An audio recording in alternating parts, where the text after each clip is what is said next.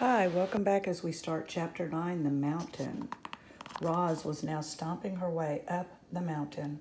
Dense forest and rocky outcrops forced the robot to zig and zag and backtrack, but after an hour of steady hiking, she arrived at the craggy mountain peak. Grasses and flowers and shrubs sprouted from every pocket of soil, but there were no trees at the top. Roz was safe from those annoying pine cones. She dusted herself off and then carefully climbed up a leaning slab of stone to the very highest point of the entire mountain.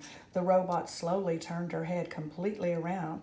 She saw the ocean stretching to the horizon in every direction.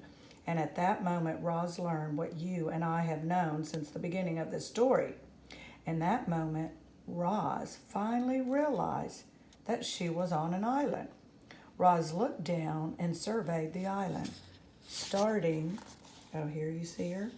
She's looking now to see where she's at.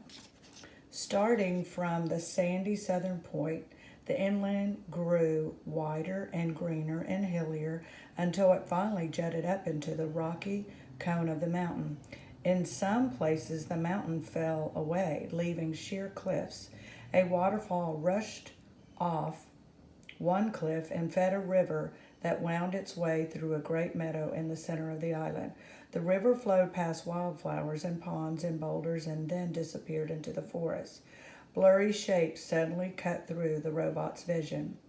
She refocused her eyes and saw vultures circling above the foothills. Then she noticed lizards warming themselves on a distant rock. A badger peeked out from a berry bush. A moose waded through a stream. A flock of sparrows turned in perfect unison above the trees. The island was teeming with life, and now it had a new kind of life, a strange kind of life, artificial life. Chapter 10, The Remainder. I should remind you, reader, that Roz had no idea how she had come to be on the island. She didn't know that she'd been built in a factory and then stored in a warehouse before crossing the ocean on a cargo ship.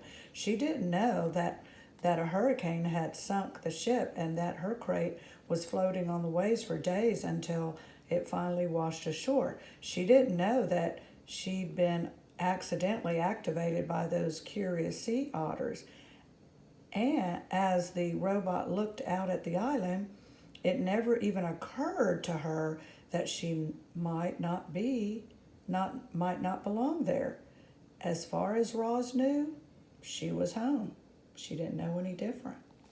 Chapter 11, The Robot Sleeps. Roz stood on the peak and watched the sun sink behind the ocean. She watched the shadows slowly spread over the island and up the mountainside. She watched the stars come out one by one until the sky was filled with a million points of light.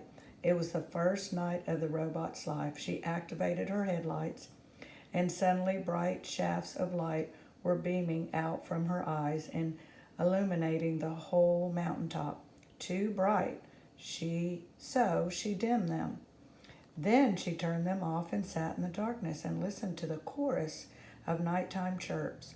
After a while, our robot's computer brain decided it was a good time to conserve energy, so she sat and anchored her hands to the rocks, her non-essential programs switched off, and then, in her own way, the robot slept. Chapter 12, The Storm. Roz felt safe up on the mountaintop, so she spent the few days and nights perched on the peak.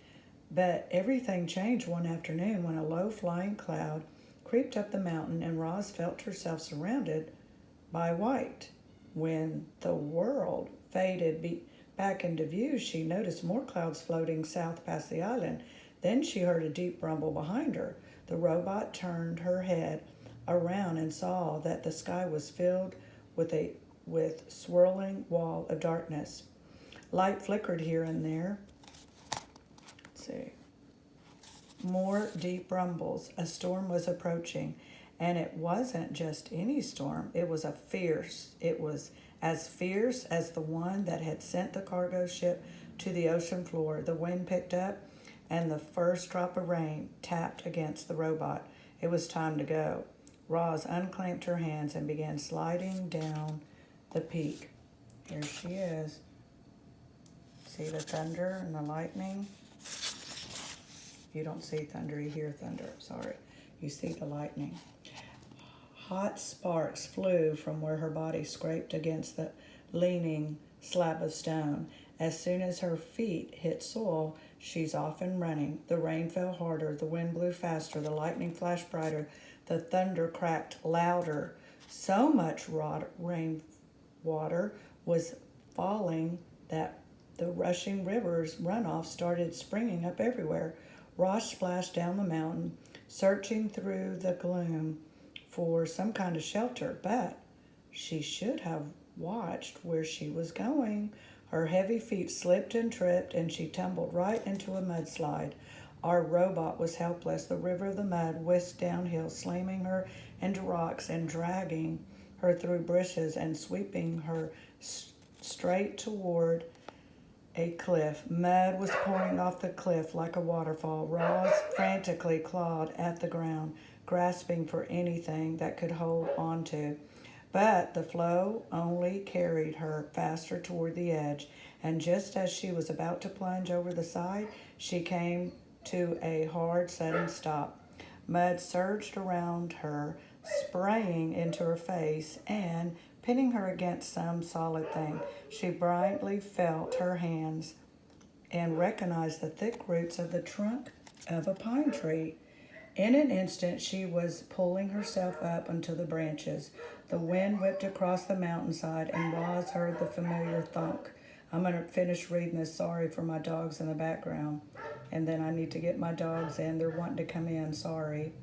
The pine cones pelting her body, but she didn't mind them. She was just happy to be safe from the mud flow. The robot locked her arms and legs around the tree and waited for the storm to blow over. Next time, we'll tune in for Chapter 13, The Aftermath.